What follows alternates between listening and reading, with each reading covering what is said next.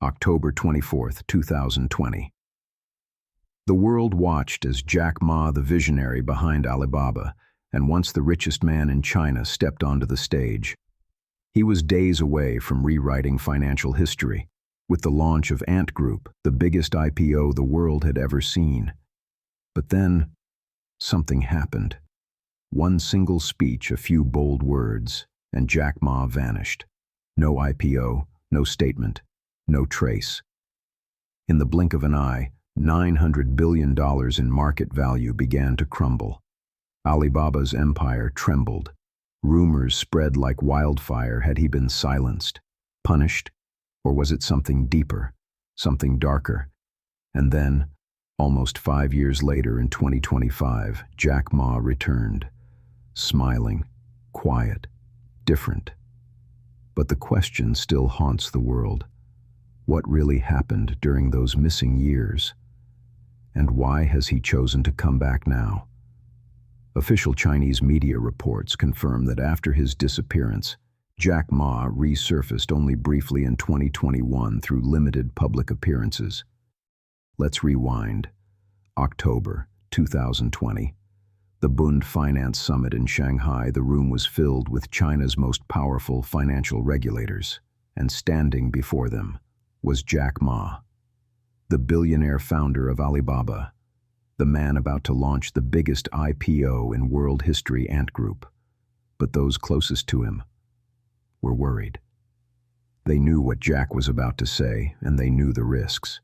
Some begged him to tone it down, to play it safe. But as one of his friends put it, Jack is Jack. He speaks his mind.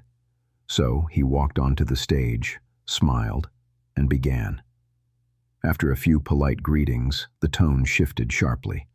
Jack Ma declared, "Today's banks still think like pawnshops. Collaterals and warranties, that's a pawnshop mentality. To make innovation risk-free is to kill innovation. We can't manage the future using yesterday's rules. Even a beggar deserves credit. Every beggar is credit-worthy." The crowd chuckled, some clapped. On the surface, everything seemed normal. But beneath the polite applause, the damage was done. Jack Ma had just insulted the very foundation of China's financial system in front of the people who controlled it. Senior CCP officials in the audience sat in silence, fuming. To criticize the regulators so openly was seen as an attack on the party itself. And in China, that's a line you do not cross. Behind closed doors, wheels began to turn. According to internal reports, the General Office of the State Council compiled a detailed memo on Jack's speech and submitted it directly to President Xi Jinping. And Xi was not amused. But here's the thing, it wasn't just what Jack said, it was what he represented. A billionaire with influence, a private empire that could rival state power, and that was unacceptable. The very next day, things began to unravel. The Ant Group IPO suddenly delayed. Regulators stepped in. Investigations began. Jack Ma's empire was being dismantled piece by piece. And to understand why, we have to go deeper. Because Jack Ma's real threat wasn't his money or even his words. It was something much bigger, something the CCP couldn't control. Public records show that on October 24, 2020, Jack Ma's Bund summit speech was swiftly followed by state-led actions. Within weeks, the Ant Group IPO, valued at over $34 billion, was suspended by regulators. Leaked documents confirmed that the order to halt the IPO came directly from Xi Jinping's office. That's not rumor. That's documented. Let's rewind one more time to the moments before that fateful speech. At this point, Jack Ma's Alibaba wasn't just a company, it was the crown jewel of China, a startup born from nothing that had become one of the most powerful corporations on earth. At its peak, Alibaba was worth more than Amazon. It reshaped global trade and turned China into the beating heart of the digital economy. But Jack Ma wasn't just an entrepreneur. He was a superstar, a showman, a teacher-turned-billionaire icon. He played guitar on stage, dressed up for company events, and never took himself too seriously, even if his guitar skills weren't exactly legendary. Before he built his empire, Jack was just an English teacher at Hangzhou Dianzi University. And after his success, he gave back, founding Hupan University, a school not for grades or diplomas, but for visionaries. It was a breeding ground for China's next generation of entrepreneurs. He didn't stop there. Through the Jack Ma Foundation, he launched Africa's Business Heroes, a program that funded and mentored young innovators across the continent. He wasn't just building companies anymore. He was building people. Jack Ma became the face of China's success story. He was rich, charming, globally respected, and had something few others had: access to massive amounts of data on hundreds of millions of Chinese citizens. The youth adored him. A survey by China Daily found that 36% of students in Zhejiang province named Jack Ma as their top role model. He wasn't just famous, he was influential, and that was the problem. Behind closed doors, the Chinese Communist Party was getting uneasy. Jack Ma was becoming too big to control, too Western, too outspoken, too powerful, and in a country where one voice must always rise above the rest. That kind of independence is dangerous. Was Jack Ma plotting against Xi Jinping? Of course not. But in the eyes of the CCP, even the idea that someone could become more beloved than the party itself was a threat that couldn't be ignored. Then came Jack's next move, Ant Group, his most ambitious project yet. Ant Group owned Alipay, a platform that started like PayPal, but quickly grew into something much bigger. Digital payments, loans, investments, insurance, it became the lifeblood of modern Chinese finance. At its peak, Alipay had 1.3 billion users and more than 80 million merchants. In total, it processed over $20 trillion in transactions. That's not a company, that's an empire. And now, it was about to go public, the biggest IPO in history. Analysts projected Ant Group could raise $34.5 billion, valuing it at a staggering $313 billion. It was the final step in Jack Ma's journey from teacher to titan.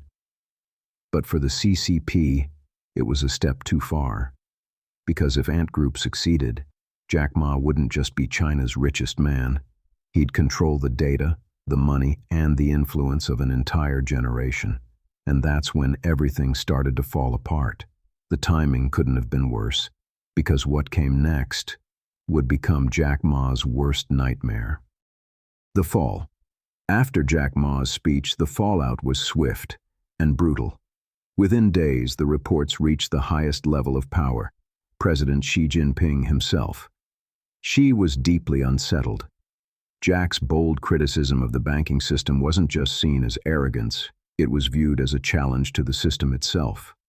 And so, the order was given: stop the IPO. The very next day, Jack Ma was quietly summoned by regulators. Hours later, the Shanghai Stock Exchange suspended Ant Group's record-breaking IPO just days before launch.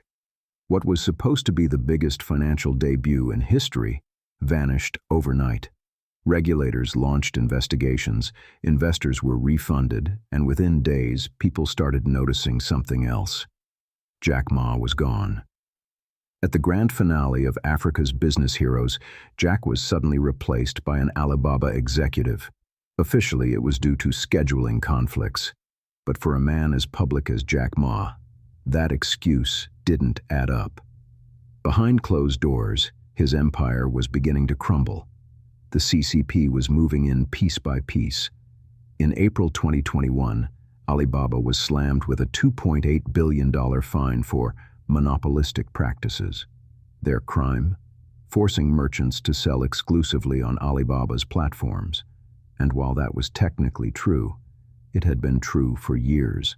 The timing, however, was no coincidence. Then came the real blow. Ant Group was forcibly restructured. It was no longer a free tech giant, it was now a financial holding company under the same strict rules as state-run banks. This meant more government control, stricter capital requirements, and the ability for Chinese banks and Beijing itself to buy in. Next, Alipay, once China's most powerful super app, was broken apart. Its ecosystem split into smaller, controllable pieces. Alibaba's stock price began to plummet. Billions evaporated. Then came the purge. UC Browser, Alibaba's web browser, was suddenly removed from app stores. Regulators introduced sweeping new laws on data collection, forcing Ant to share its once secret consumer data empire with competitors. Jack's advantage was gone. His empire was being stripped for parts, and he wasn't alone. A wave of crackdowns followed. Didi Chuxing, the Uber of China, went public on Wall Street in June 2021, and within days, Chinese regulators struck back. The app was removed from stores, delisted from the NYSE, and hit with $1.2 billion in fines. They couldn't even accept new users for nearly 2 years. Then came ByteDance, the company behind TikTok. Its algorithms were labeled sensitive national assets. Their educational branch, Go Kid, was shut down entirely. Even Tencent, one of the most powerful tech giants in the world, was slapped with antitrust fines. But for Jack Ma, it wasn't over. His pride, Hupon University, was next. New enrollments were frozen, Jack was forced to step down, and the school was stripped of the word university. By mid-2021, Alibaba's market value had been cut in half. Investors who believed in Jack's vision were left in the red, even after a decade. Then, in 2023, Jack formally relinquished control of Ant Group. His voting power fell from 50% to just 6%. By 2024, the empire he built had lost nearly $900 billion in value. And through it all, Jack stayed silent. No interviews, no speeches, no tweets, just gone. Occasional sightings placed him in Tokyo, quiet, distant, and unrecognizable. State media erased him completely. Lists of China's top entrepreneurs no longer included his name. But while Jack Ma vanished, something else began to collapse. The Chinese economy itself. Foreign investors were terrified. Walmart sold off a $3.6 billion stake in a Chinese e-commerce firm. IBM shut down its research lab in China. Honda halted production at 3 factories. American law firms closed offices in Beijing and Hong Kong. Dell shifted its manufacturing elsewhere, and Apple began moving production to India. In 2024, foreign direct investment in China fell 29%. Industrial growth slowed. Retail sales dipped, youth unemployment soared. And then, something unexpected happened. February 17, 2025, Beijing's Great Hall of the People. President Xi Jinping personally hosts a summit of business leaders, and among the attendees was Jack Ma. The message was unmistakable. We need you. Even analysts described it as a strong signal to reassure markets, a way to remind investors that China still supports its champions. But beneath the smiles, few were convinced. After years of suppression, surveillance, and fear, the trust was gone. China's message now sounded less like, "We need you," and more like, "We need you, for now." The cruel irony. Back in 2020, Jack Ma had been saying the exact same thing. His message was simple. To build China's future, innovation must be free, not caged by fear or politics. But instead of being heard, he was silenced. Xi Jinping may want entrepreneurship to thrive again, but only his kind of entrepreneurship. And now, as global tech faces pressure from both Beijing and Washington, the question remains, can innovation survive when power decides who's allowed to speak? Because Jack Ma's story isn't just a cautionary tale about wealth and power. It's a warning.